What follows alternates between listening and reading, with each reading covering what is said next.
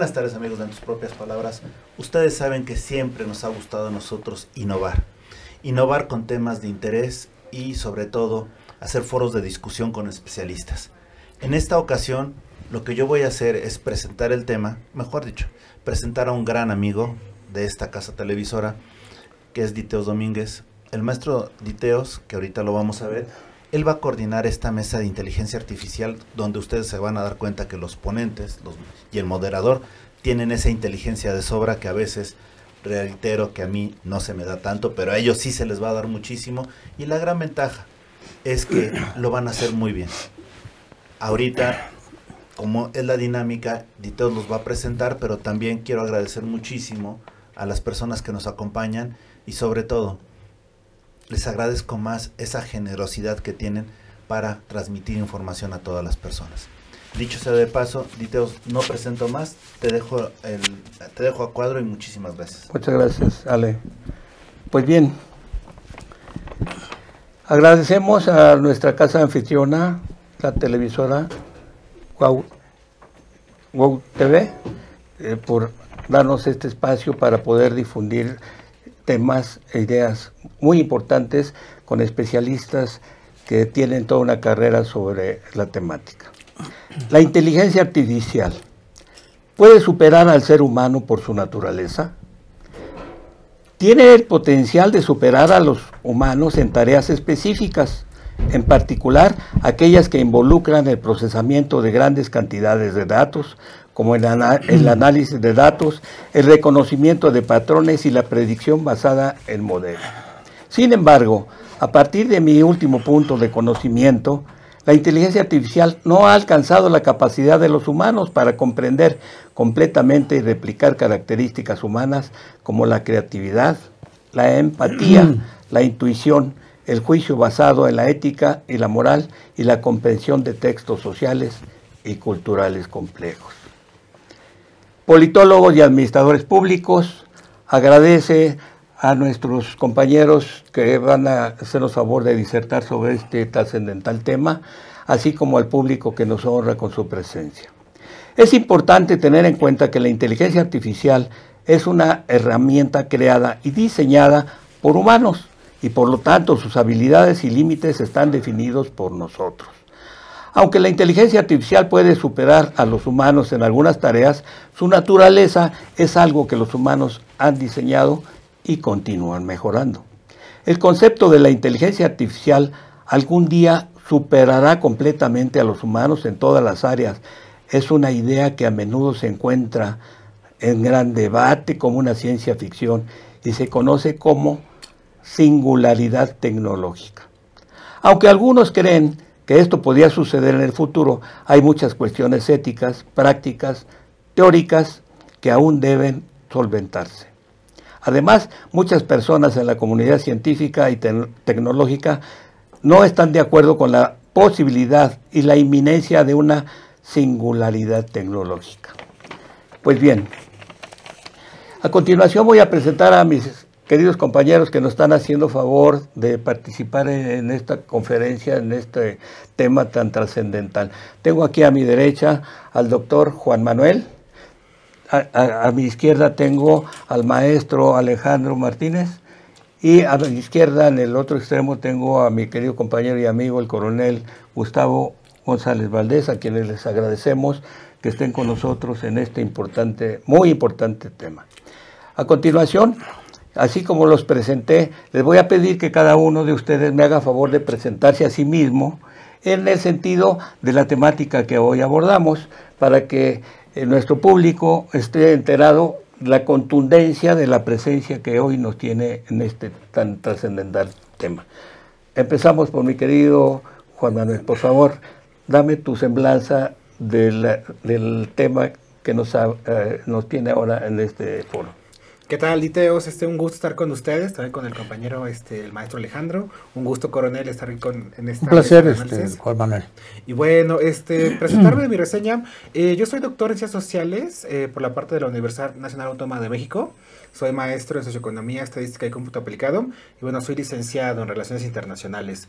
En el ámbito profesional y de investigación me he desarrollado en el ámbito concreto de la producción académica en cuestiones de ciberseguridad.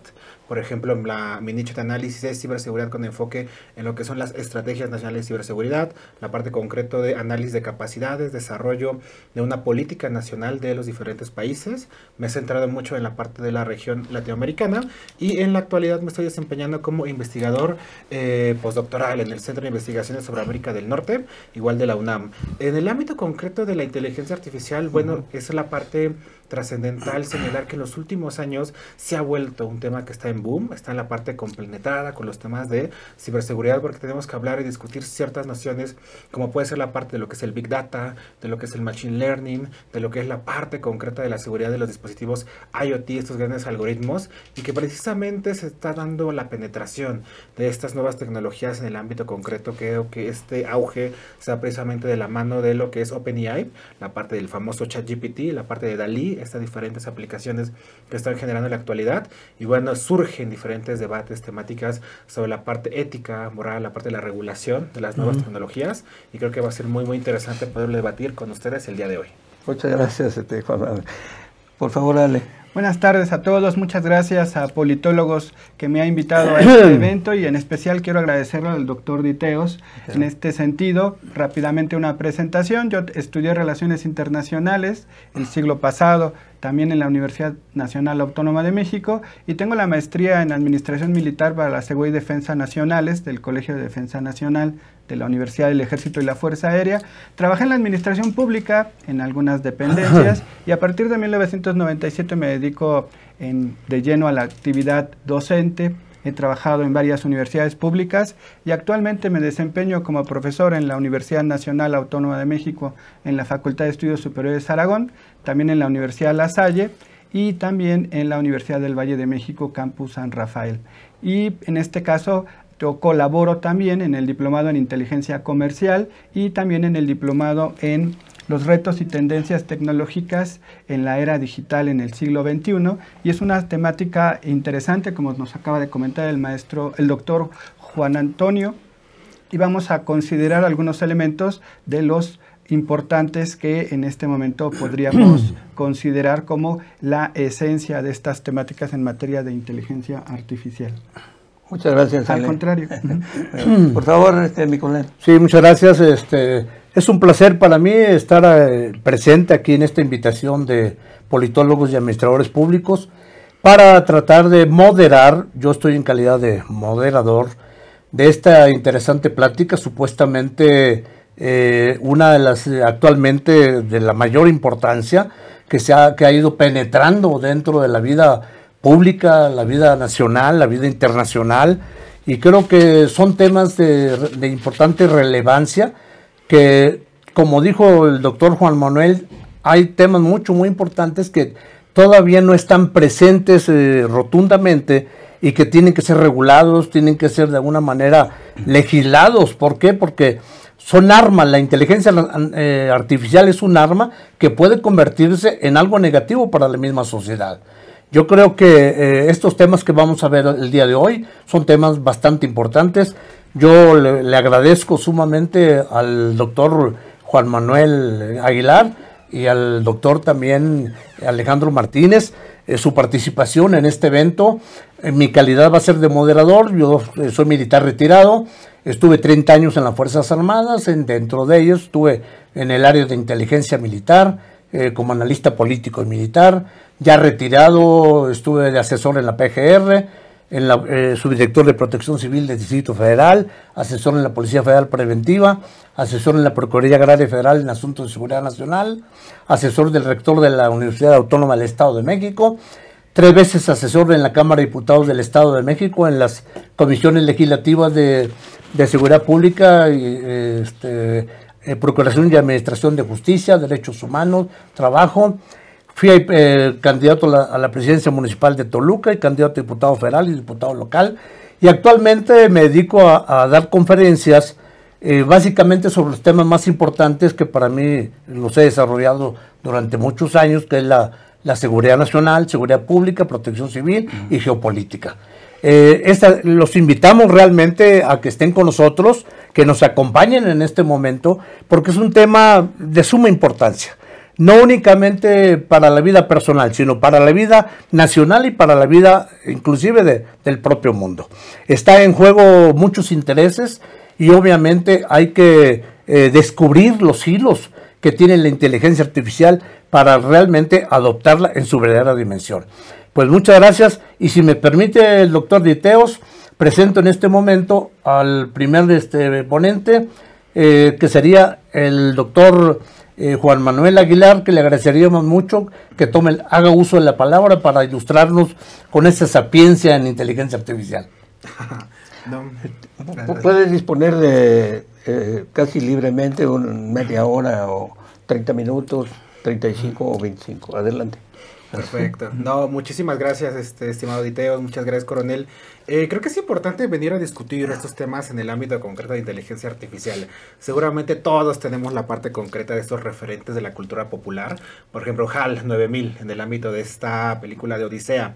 2001, donde en algún momento la inteligencia artificial que gobierna o que maneja esta nave en la cual se está haciendo este viaje espacial toma el control y incluso supera las capacidades humanas, la autoridad, la jurisdicción de quienes son el capitán o los tripulantes de la nave, y empieza a hacer acciones individuales precisamente porque considera que no son del todo racionales o adecuadas las labores que están ejecutando los humanos. Vayamos a un referente de la cultura popular muy muy famoso, el ámbito concreto de lo que es Terminator, con la parte de lo que está en la empresa Skynet, que empieza a pasar y a mostrar como el ámbito también de las inteligencias artificiales desarrolladas empiezan a hacer una rebelión de las máquinas en contra de los individuos, y posteriormente el referente también muy muy exitoso sería la parte de Matrix, esta noción de que las máquinas empiezan a tomar el control del mundo, empiezan a administrar a los humanos porque piensan que son demasiado irracionales en el ámbito concreto de garantizar supervivencia, y nos crean esta figura y esta efigie sobre cuál es el futuro vinculado a la parte concreta de la inteligencia artificial.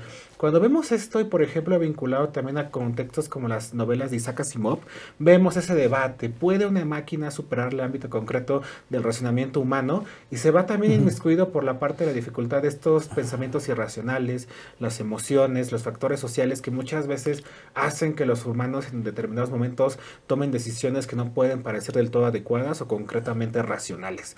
De esta forma, pues vemos que en este sentido el auge de las nuevas tecnologías, como el ámbito concreto de lo que fue ChatGPT, como lo que está haciendo EA, como lo que puede ser Google Board, pues empieza a mostrar el potencial de análisis que pueden tener estas tecnologías. En ese sentido es importante enmarcar y describir que lo que es ChatGPT es denominado en los estudios de inteligencia artificial como algo que se llama Narrow EA o inteligencia artificial estrecha. Es una serie de algoritmos que se le presentan diferentes elementos de información. Hay un corte aproximadamente en el mes de julio o agosto de 2021, que es la información de la cual dispone esta plataforma, pero que empieza a hacer determinadas tareas, pero abocadas solamente a una única labor, una única tarea para poder hacer procesamiento de información. Lo que se está haciendo innovador en el ámbito concreto de ChatGPT es que empieza a tener cierto raciocinio de poder combinar factores de diferentes informaciones, empezar a hacer textos que pueden llegar a tener cierta coherencia en el ámbito concreto del análisis, pero también, por ejemplo, está teniendo una revolución tecnológica en el ámbito de poder mejorar capacidades de diferentes actores, agentes sociales. Cuando vemos lo que puede hacer Dalí, vemos que va a ser un desafío para el ámbito concreto de ciertos nichos laborales como son los diseñadores industriales, los diseñadores gráficos. Digo, ya no tienes que hacer una imagen, ya no tienes que hacer un logo de una empresa, etcétera, etcétera. Se lo puedes pedir a esa inteligencia y seguramente te va a mostrar diferentes alternativas que pueden ser sumamente atractivas para que tú los utilices. Pensando en el ámbito concreto también, por ejemplo, de los guionistas, los escritores.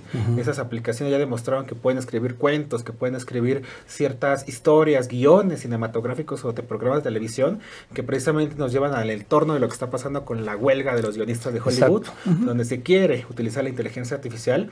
Hay aplicaciones más profundas, poder utilizar o manipular el ámbito concreto de los rostros de los individuos, poder manipular las voces. Seguramente en esta nueva red social que se llama TikTok se habrá visto que ya salen López Obrador cantando La gata bajo la lluvia, Homero Simpson cantando una canción. ¿Y qué está pasando?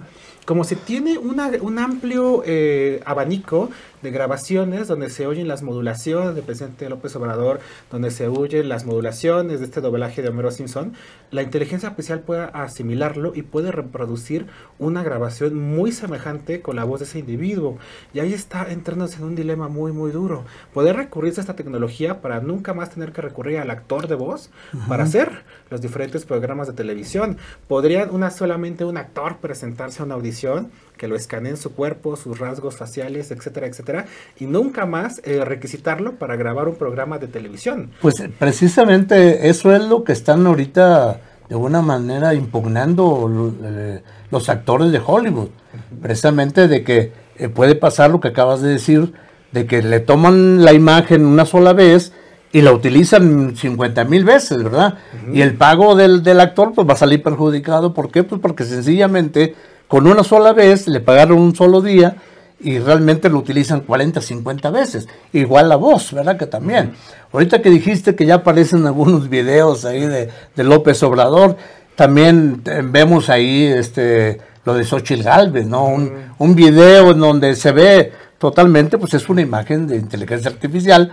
Recordemos que ella tiene una empresa que se dedica a la inteligencia artificial y obviamente con esos argumentos puede ser una grave amenaza inclusive hasta la democracia, ¿verdad?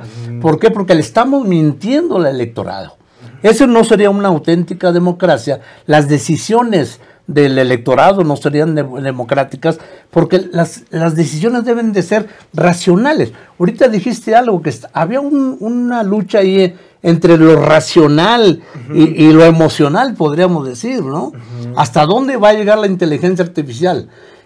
¿Será posible que lleguemos hasta las entrañas del racionalismo humano para decir lo que en un momento dado puede suplantarnos como seres humanos? Yo creo que hay interrogantes muy interesantes. Disculpa la interrupción. No, y es muy interesante lo que plantea Coronel, porque precisamente estas inteligencias artificiales que entran dentro de la categoría de Narrow EA o inteligencia artificial estrecha, se utilizan para hacer tareas específicas. Posteriormente, el gran avance, y precisamente donde ya entramos en esos debates que se ve las novelas de Isaac Asimov, la parte de Terminator, o sea, la General EA, la inteligencia artificial general, que en teoría ya tendría las capacidades de replicar actitudes, acciones, pensamientos, caracteres de una inteligencia de un ser humano. Y todavía estamos muy alejados precisamente de ese horizonte. La verdad es que ChatGPT, DALL-E, las diferentes aplicaciones que están surgiendo no pueden tener esas capacidades, pero nos están planteando una serie de dilemas éticos. Es ético o moral la parte de lo que está pasando con los actores, las exigencias que pueden tener, que ellos se dan su imagen y posteriormente ya no puedan acceder a ganancias, derechos laborales en ese sentido. Es ético, moral esta parte de que cada vez pueda haber menores oportunidades de trabajo para la parte concreta de diseñadores gráficos, de escritores, etcétera, etcétera, porque pueden ser sustituidos por una de estas máquinas. Lo que es impresionante es ver cómo estos se están planteando estas alternativas de caracteres legales, discusiones. En el ámbito concreto de México tenemos la parte de lo que fue el lanzamiento de la Alianza Nacional para la Inteligencia Artificial en el mes de mayo por parte de la senadora Alejandra Lagunes, y bueno, se van a empezar a discutir. La misma UNESCO va a empezar a hacer el ámbito de hacer una metodología para medir los desafíos que va a encontrar el ámbito del marco legal político de México, para ver cómo podemos adaptar estas nuevas tecnologías a nuestra vida cotidiana. Yo creo que ahí hay un asunto mucho muy interesante. Hay un diputado también, un diputado federal que se llama Ignacio Loyola, ya presentó una iniciativa, pero para mí me imagino que queda un poquito corta, porque lo está manejando únicamente desde un tema ético.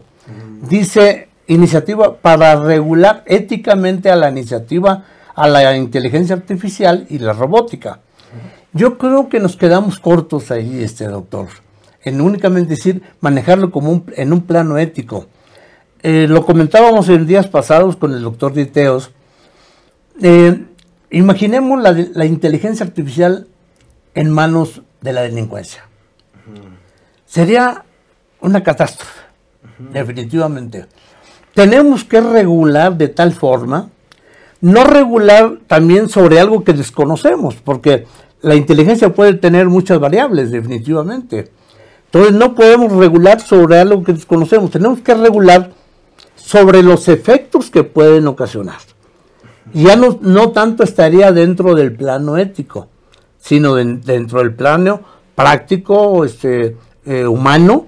¿Por qué? Pues porque sencillamente, lo hemos comentado muchas veces aquí con el doctor Diteo, en México corremos siempre un riesgo porque nuestra estrategia de aplicación para generar y crear los sistemas de seguridad pública o de seguridad nacional siempre están de acuerdo con la tecnología que existe. Y nosotros hemos dicho lo contrario. La estrategia debe de diseñarse primero y después la tecnología. Y así siempre iríamos delante de la delincuencia. Si no, siempre vamos a estar detrás de la delincuencia. Entonces, yo creo que no es tanto el plano ético, doctor. Yo creo que hay que manejarlo ya en los efectos prácticos que puede tener en la vida humana. Creo que ahí es muy interesante, coronel, precisamente me recuerda un libro que, por ejemplo, en el ámbito de los estudios de ciberseguridad yo siempre cito, que se llama Las 4 fases de la regulación del Internet. Es de un autor estadounidense que se llama John Palfrey. Y es muy interesante en el ámbito de que él plantea que cuando se hace el diseño de la parte de lo que va a ser el protocolo HTTP, de lo que va a ser la World Wide Web, se diseña para que sea fácil, ágil para compartir información, sea rápido, sea relativamente muy activo en poder difundir estos datos, pero por ejemplo no se tiene la planificación de que sea seguro. Y precisamente cuando se hace la popularización o democratización del Internet en la década de los 90, empieza a utilizarse, hay una emoción, la parte muy concreta de mucha expectativa en torno a qué va a poder hacer el Internet. Se va a decir, la gente ya va a poder buscar información, va a tener la parte concreta de información de primera mano, de buena calidad para poder hacerse juicios y criterios específicos, pero se empieza a dar cuenta que el Internet es muy ágil para hacer otro tipo de actividades, no planificadas en el diseño original de que fue la actividad. Se empieza a ver que es altamente intuitivo y efectivo, por ejemplo, para compartir pornografía, que es el primer auge de una actividad cuestionable que se empieza a hacer dentro del Internet, y posteriormente se empiezan a hacer la parte de las actividades ilícitas, tráfico de personas, tráfico de drogas, pornografía infantil, etcétera, etcétera. Y es ahí cuando los gobiernos se dan cuenta que tienen que empezar a regular el Internet o tejer candados. En el ámbito de las nuevas tecnologías, creo que se diseñan con una finalidad específica, pero no se alcanza a calibrar qué efectos o qué otras alternativas podrían utilizarse, o cómo la imaginación de ciertas personas podrían empezar a manipularlas. El caso concreto, por ejemplo, de lo que pasa con Facebook o Twitter, que promueven la polarización, el discurso de odio, la parte concreta de estas dinámicas que dañan mucho a la democracia y a la opinión pública. No era el diseño original de Facebook o Twitter, pero se ve que es altamente efectivo para eso. Pensemos en Uber, que surge como una innovación muy, muy importante, pero luego empieza a tener dilemas por la parte de los derechos laborales de los choferes y los usuarios en los diferentes países en los que opera.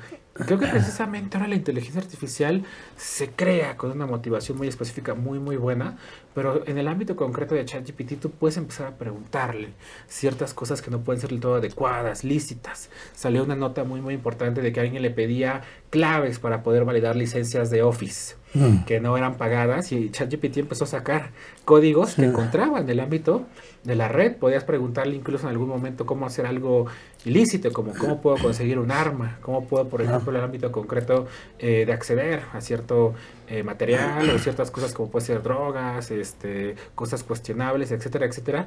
Y probablemente él te va a empezar a dar raciocinios, más y empezar a utilizar lo que son los prompts, que es la forma de programación para que sea más concisa la aplicación. Yo tengo la certeza, y muchas veces el ámbito también del pensamiento de las personas que lanzan estas innovaciones pecan en el ámbito de la inocencia, de no poder considerar que puede haber efectos negativos de lo que cómo se van a utilizar estas nuevas tecnologías. Y eso, pues creo que muchas veces el dilema frente al que nos enfrentamos, de cómo dice, no calculamos las diferentes labores y posteriormente empiezan a crear estos dilemas éticos y morales. Yo creo, mira, ahorita mencionaste algo sobre Uber. Yo estaba precisamente como asesor en la Cámara de Diputados del Estado de México cuando Uber solicitó permiso al gobierno del Estado para meter su plataforma, su aplicación. Entonces, a mí me tocó analizar esa iniciativa exactamente, y lo primero que se me vino a la mente, precisamente ahorita tú hablaste de los derechos laborales, vi, bueno, tenemos a un usuario del servicio de Uber, tenemos una plataforma, una aplicación, y tenemos al prestador del servicio, ¿sí? Entonces digo, bueno, caramba, el usuario utiliza la plataforma y el prestador de servicio le da el servicio. Pero vi que no había ninguna responsabilidad ni administrativa ni penal de Uber. Ni laboral. Ni laboral, no por eso, de ninguna naturaleza. Entonces, toda la responsabilidad recaía exactamente sobre el prestador del servicio. Y la mayor cantidad, propiamente utilidad, ¿quién la llevaba? Pues precisamente la plataforma.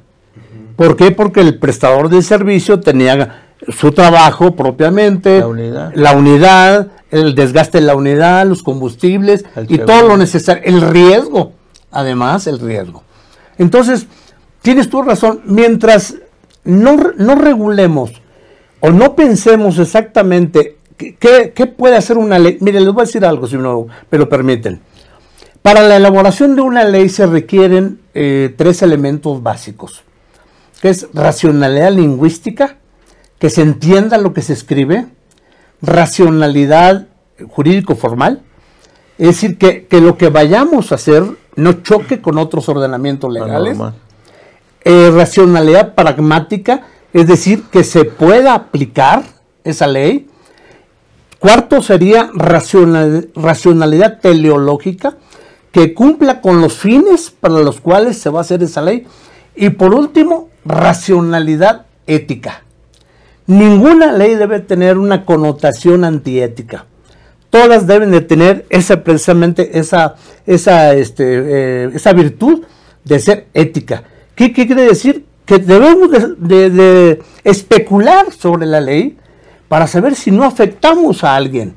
Y eso es lo que desgraciadamente nuestros congresos no hacen. Ellos aprueban las leyes porque así se las mandan. Así como dice alguien, no le muevan ni un punto ni una coma, ¿verdad? Y eso es un crimen exactamente para la democracia. Y es un crimen para los usuarios y es un crimen para la ciudadanía. ¿Por qué? Porque vamos a aplicar una ley que realmente adolece de graves defectos. Entonces, este es un ejemplo de que desgraciadamente puede haber excelentes aplicaciones, ¿verdad? Que pueden tener una intención, una buena intención, un beneficio para la humanidad, pero el problema va a estar en manos de quién o en las mentes de quién las vamos a poner. Adelante, doctor, por favor. No, pues creo que precisamente desde mi nicho, que es el tema de la ciberseguridad, le puedo compartir, coronel. Hay 18 iniciativas en materia de ciberseguridad en el Congreso Federal.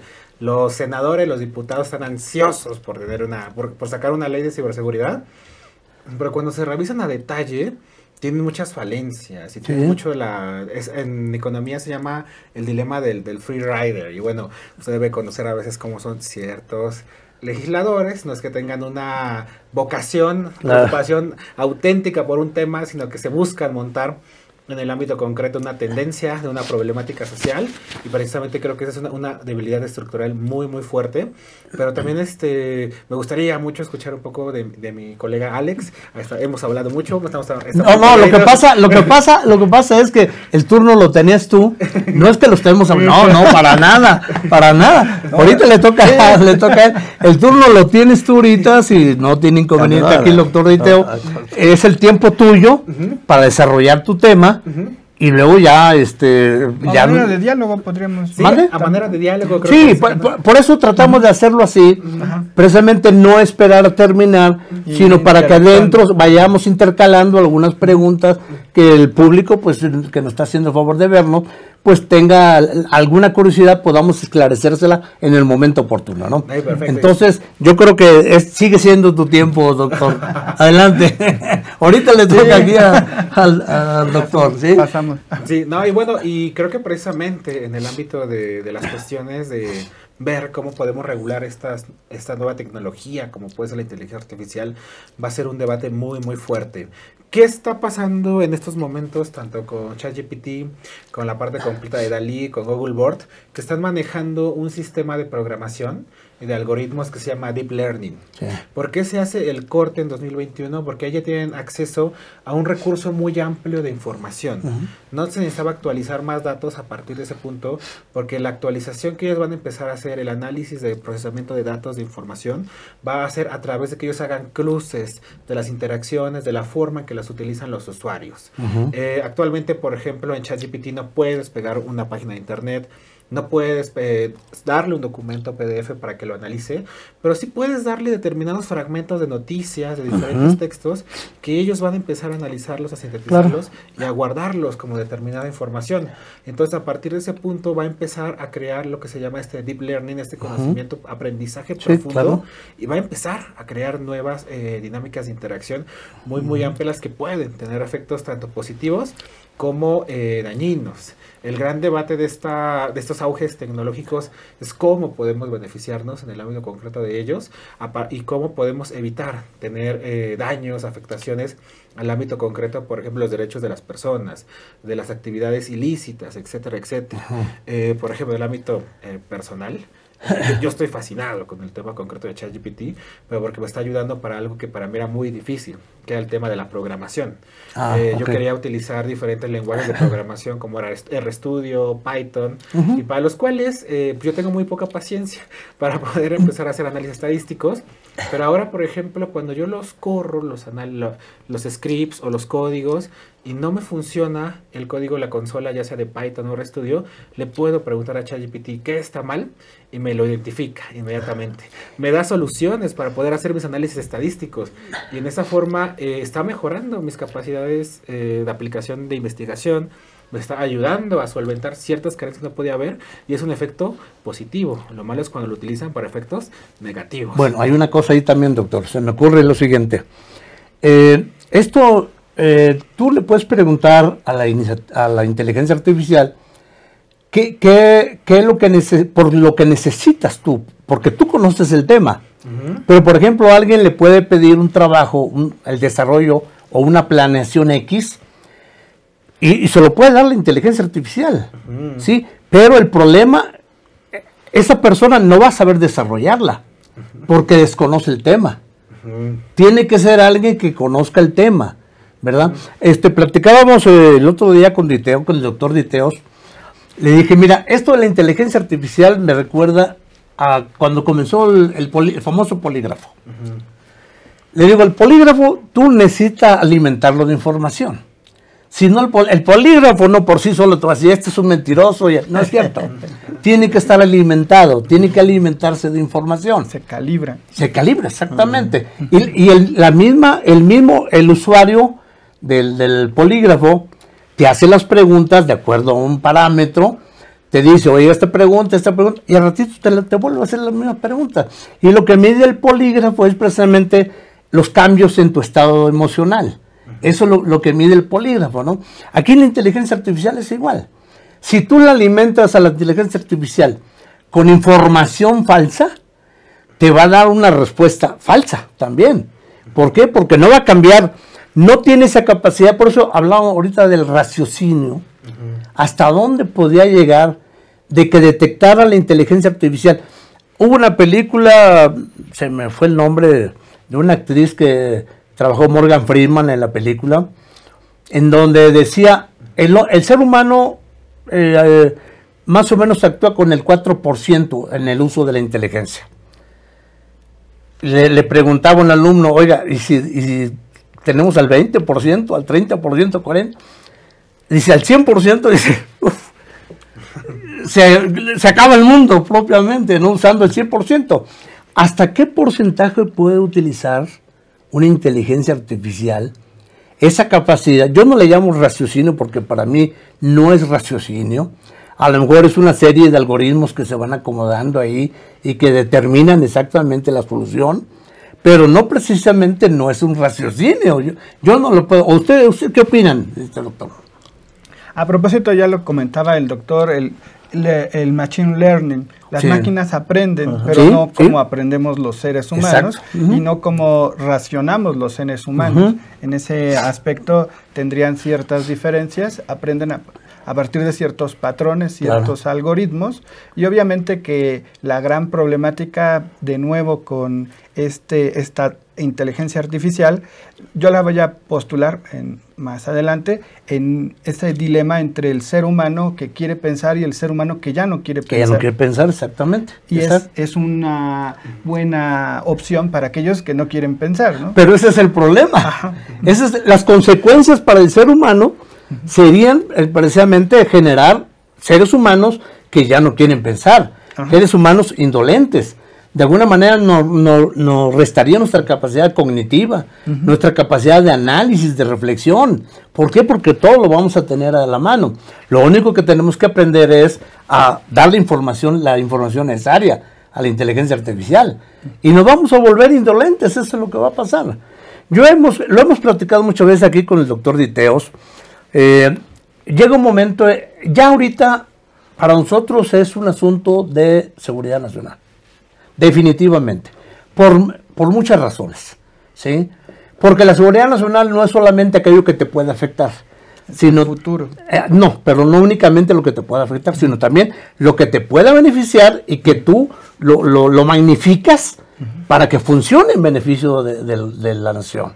Entonces, hay un concepto ya muy anquilosado de la seguridad nacional que trata de ver la seguridad como únicamente lo que afecta a la nación. Y no es así. Pues es el concepto gringo, ¿no? Sí, es el concepto norteamericano que ha dispersado por todas partes, pero para su propio beneficio. Pero yo creo que es tiempo de que en México hagamos un nuevo concepto de seguridad nacional. Tú sabes perfectamente bien, lo hemos comentado desde hace muchos años, doctor. Tenemos una idea de hace, ¿cuánto? ¿30? ¿Cuántos años tenemos? Más o menos, andamos en eso. Bueno, pero recuerda también que aquí nuestro amigo es especialista en seguridad. No lo pierdo de vista porque yo también lo soy. Sí.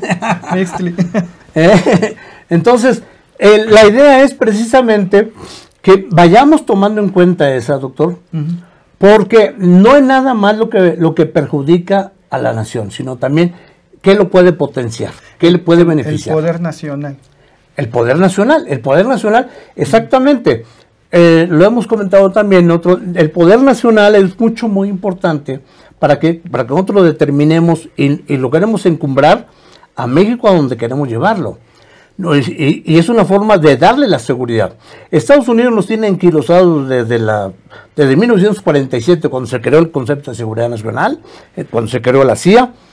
Y en ese tiempo, ¿cuál era lo más importante? La Guerra Fría, la guerra entre el comunismo y el capitalismo.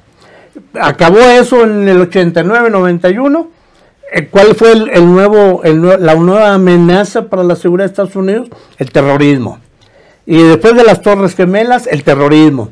Y ahorita son los migrantes. Y entonces ellos van cambiando de acuerdo a sus propios intereses. Ya nuestros intereses, aunque estemos dentro de la seguridad hemisférica de Estados Unidos, ya nuestros intereses no pueden ser los intereses de Estados Unidos, definitivamente. Tenemos que ver nuestros propios intereses. ¿Por qué? Porque definitivamente, lo más curioso de esto, que las grandes potencias quieren acabar con los nacionalismos y contrariamente o contradictoriamente son los más grandes nacionalistas, porque ven por su nación. Pasa con China, pasa con Rusia, pasa con Estados Unidos. Entonces son los más nacionalistas. ¿Por qué? Porque quieren levantar a su nación, pero no quieren que nuestras naciones se superen, ¿verdad? Sí. Entonces es tiempo de acabar con ese concepto. Adelante, doctor. Ya merito. En 5 minutos vamos a hacer un pequeño receso. Sí, luego ya si nos hace el favor, doctor. Sí, gracias. Y disculpe, no te marginamos, doctor? No. Estoy muy atento. Yo estoy muy atento a las disertaciones. Sí, la cuestión era generar una dinámica en ese sentido, ¿no? Definitivamente. Adelante, No, doctor, por favor. No, y precisamente hablando del ámbito concreto de inteligencia artificial, precisamente hace unas semanas estaba revisando 2 documentos del Congressional Research Service, el servicio de investigación del Congreso, donde ya habían sacado ellos 2 informes específicos y estratégicos vinculados al tema de la inteligencia artificial. El primero es del año 2020 y tiene una actualización hasta el año 2021, y precisamente se empieza a hablar de las posibles implicaciones geopolíticas que puede llegar a tener esta nueva tecnología en el ámbito, por ejemplo, del carácter de abonar al poder nacional, la seguridad de la sociedad de los Estados-nación, pero también en el ámbito concreto determinar quiénes van a ser las grandes potencias del futuro.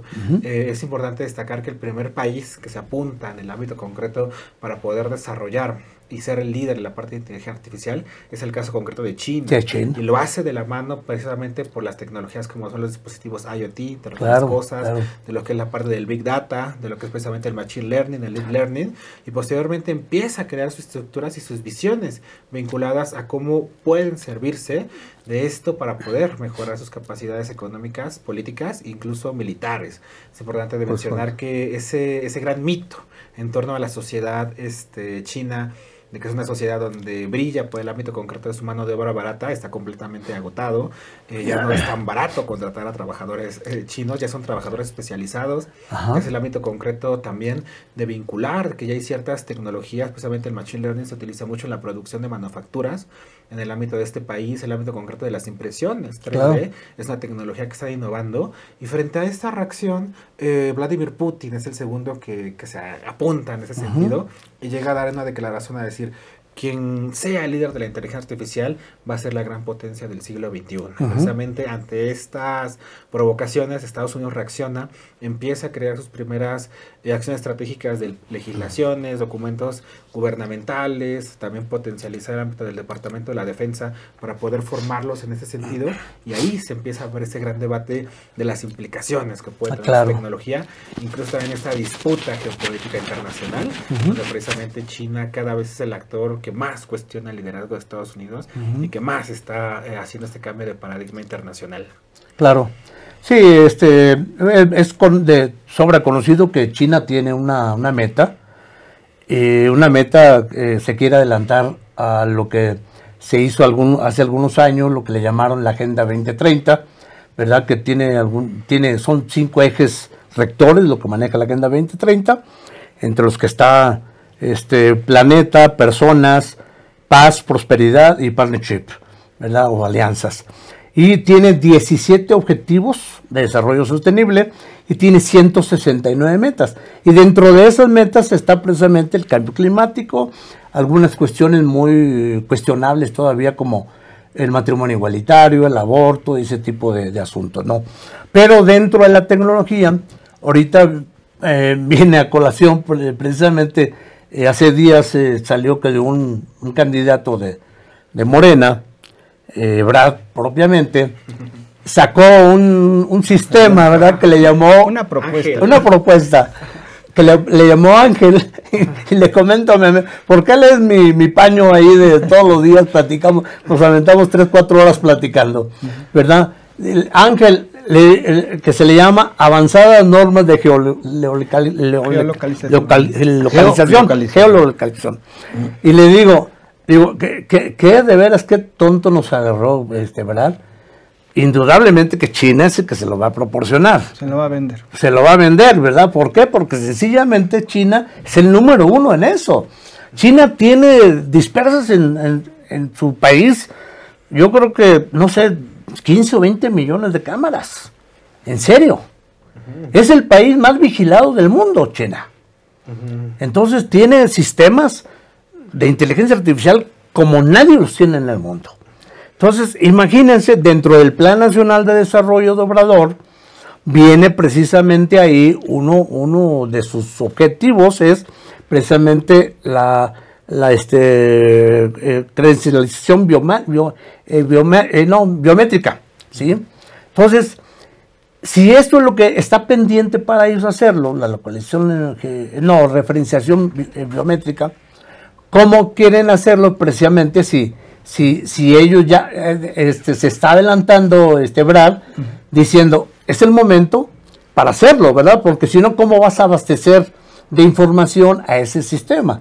Tiene que estar abastecido.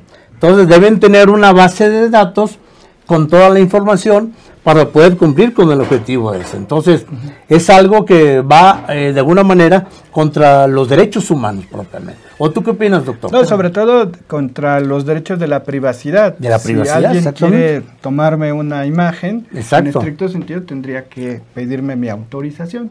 Ujú. Si no lo tengo, está violando ese derecho a mi privacidad. Claro, sí, sí, definitivamente. Y ellos están abusando de eso precisamente porque también es una forma de quedar bien con el presidente, ¿verdad? Que es un tema inconcluso. ¿Por qué? Porque precisamente en la Cámara le rebotaron en esa iniciativa, no se la dejaron presentar. Entonces, ahorita es una forma también de hacerlo. Y anda, ¿verdad? Ahí de alguna manera propiciando un debate con Xochitl, que es la otra de la inteligencia artificial. Por cierto, Entonces estaría ahí entre... un último comentario antes de la pausa. Sí. ¿Por qué no lo hizo cuando fue gobierno?